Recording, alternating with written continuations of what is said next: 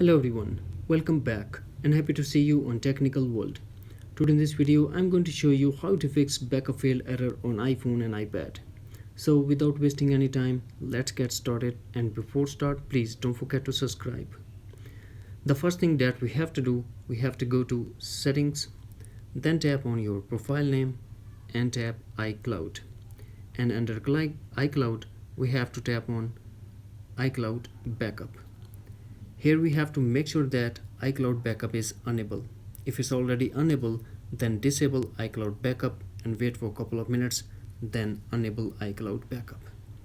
After finishing this process, we have to go back to iCloud and tap manage storage. And under manage storage, we have to tap on backups. Here we have to tap on iPhone, this iPhone. Now we have to tap on delete backups and tap turn off and delete.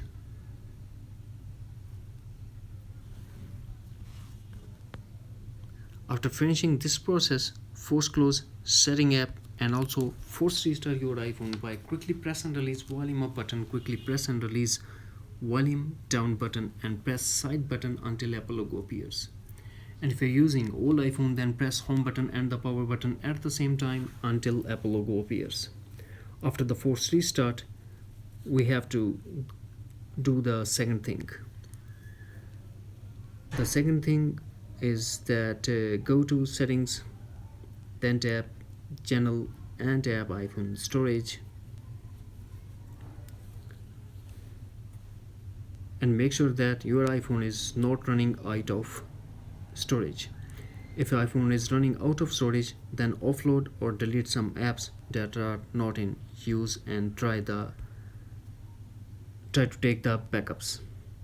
That's it. Hopefully friends, you found this video helpful, so please don't forget to subscribe, like and share. Thanks for watching. Take care. Bye bye.